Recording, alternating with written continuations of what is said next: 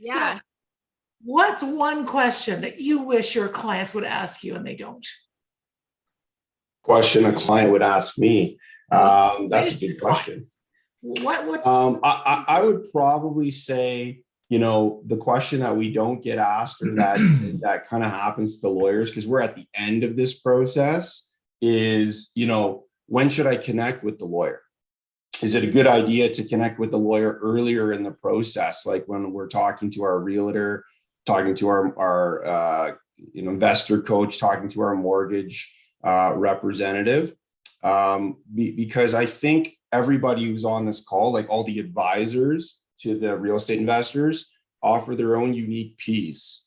And I think a lot of real estate investors, especially as they start off, and then when they try to scale and really grow and multiply their holdings, would probably find it smoother, and they would probably likely do better because they'd be more efficient at what they're doing if they talk to not just me earlier in the process, but probably all of these advisors earlier in the process as a group or as a collective, right? Like you need to have your good coach, your good mortgage rep, your good realtor, your good accountant, your good lawyer, your good contractor, your good insurance. I think we get used, but we get used like in an assembly line, like, oh, I need to find property. I'm going to go get my realtor. Oh, I need to know what I need for mortgage now, or what can I get approved for? Oh, I'm going to go see Claire. Better talk to my coach because I'm pretty close to securing a deal. Let's make sure the terms are there. And then, George and I usually get kicked around at the end. And I think,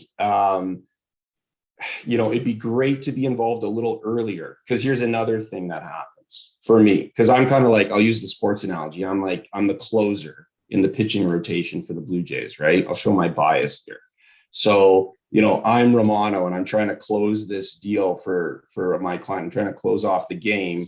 Well, I'm only able to close it with whatever my team's left me with, right? And so what I'm getting at is, if the terms of the deal are such that I don't have a great game to work with, well, I'm only going to be able to work with what's there, right? But if me and the other advisors are all talking earlier in the process with the investors, then one thing we are able to do is get our real estate investor in a better situation, get themselves ahead of the pack, get them, winning the game, so to speak, as I gave in the sports analogy. And I think we can do that more collectively at the out front of the transaction, before it's firm and before you can't make changes or back out or, modify, so to speak. So, that would be a question I would say, which is, when should I talk to the lawyer or the power team?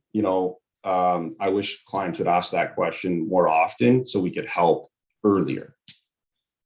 Yeah, that's a great point. And I know we've been on some calls with, the mortgage broker and, Claire's team as an example, yourself, the accounting team, and George and this, the investor, and figuring out, okay, do you incorporate, how are you going to do your next deals?